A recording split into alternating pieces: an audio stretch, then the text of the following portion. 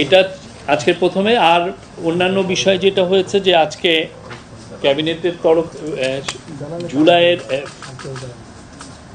মে জুলাই যে ডিসিশন হয়েছে ক্যাবিনেটের, সেটার উপর আজকে একটা আপডেট দেওয়া হয়েছে। এখানে বলা হয়েছে যে উপদেষ্টা পরিষদ 8ই অগাস্ট 2024 থেকে 31শে জুলাই 2025-এ মোট 41টা মিটিং করেন। সিদ্ধান্ত গ্রহণ এবং বাস্তবায়ন 8ই অগাস্ট 2024 থেকে 31শে জুলাই 2025 পর্যন্ত 315টি সিদ্ধান্ত নেন, এটা কাউন্সিল অফ অ্যাডভাইজার বা ক্যাবিনেট। তার মধ্যে বাস্তবায়িত হয়েছে 247টি এবং এর মধ্যে শতকরা হার হচ্ছে 78.41। এটা ক্যাবিনেট সেক্রেটারির মিটিংয়ে বলেছেন। এটা হচ্ছে যে কোনো গভর্নমেন্টের স্বাধীনতার পরে যে কোনো গভর্নমেন্টের জন্য এটা একটা রেকর্ড, এই বাস্তবায়নের রেকর্ড। আর বাস্তবায়নের দিন আছে 68টি, যেটা শতকরা হার হচ্ছে 21.59। অধ্যাদেশ প্রণয়ন হয়েছে 56টি, প্রক্রিয়াধীন অধ্যাদেশ আছে 10টি। মানে উপদেষ্টা পরিষদ বৈঠকে চূড়ান্তভাবে অনুমোদনের পর মন্ত্রণালয় বিভাগে প্রক্রিয়াধীন আছে হলো 10টি। নীতি, নীতিমালা, কর্মকৌশল, কর্মপরিকল্পনা অনুমোদন হয়েছে 6টি। দ্বিপাক্ষিক ও আন্তর্জাতিক চুক্তি, প্রোটোকল অনুমোদন, অনুসমর্থন, এর মধ্যে 10টি স্বাক্ষরিত অনুসমর্থন হয়েছে এবং 13টি বাস্তবায়ন রয়েছে। এটার সংখ্যা হলো মোট 23টি। উপদেষ্টা পরিষদের জন্য সারসংক্ষেপ উপস্থাপন হয়েছে 194টি।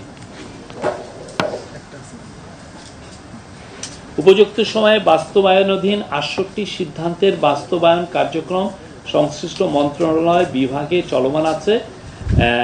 আর এইখানে মন্ত্রী পরিষদে আজকে দুটো বিষয়ে সুপারিশ করা হয়।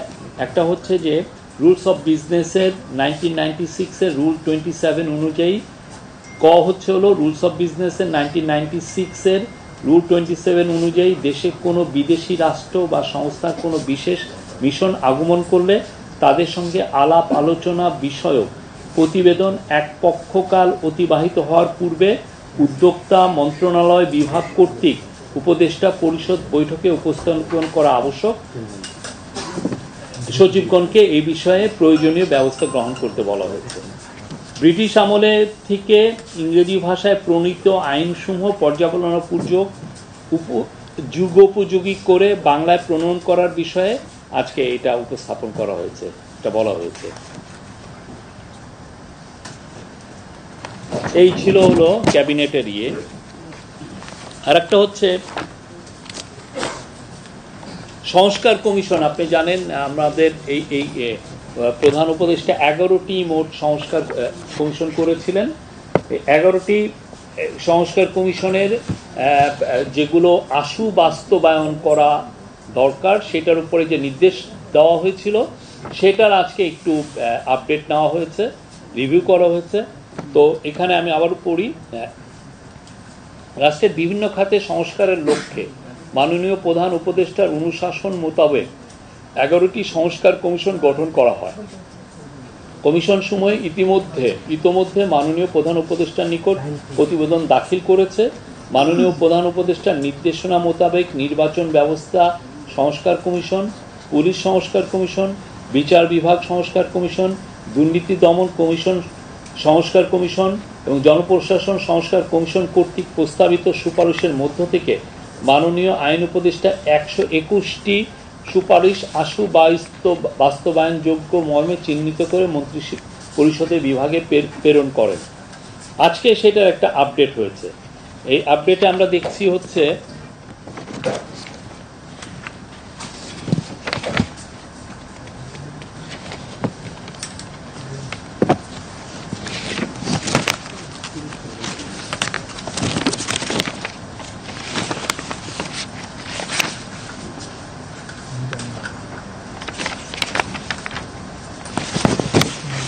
সরি ভাই,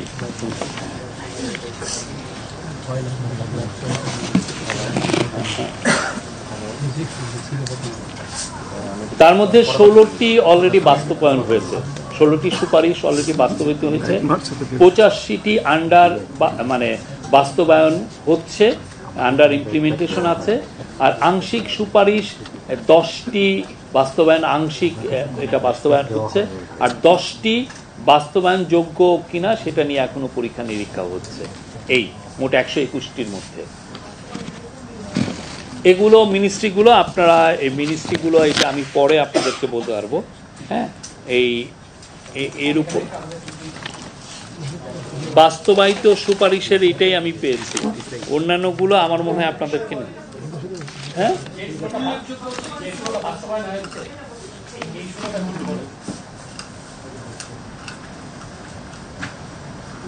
না যেমন ধরেন নির্বাচন ব্যবস্থা সংস্কার, আন্তর্জাতিক অপরাধ, এগুলো আমি আপনাদেরকে বলবো যে এটা আমি আপনাদেরকে দিয়ে দিব যে যেগুলো বাস্তবায়ন হয়েছে। ঠিক আছে, আমি আল পাবলিশ ইট।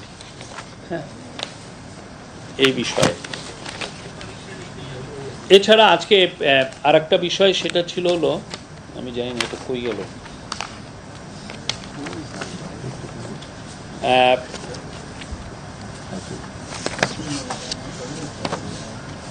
গাজীপুর ডিজিটাল ইউনিভার্সিটি আপনি জানেন, এটা আগের গভর্নমেন্ট এটার নাম দিয়েছিলেন। এটা এরপরে এইটার নতুন এইটার নাম যাতে চেঞ্জ করা হয় এটা নিয়ে এক ধরনের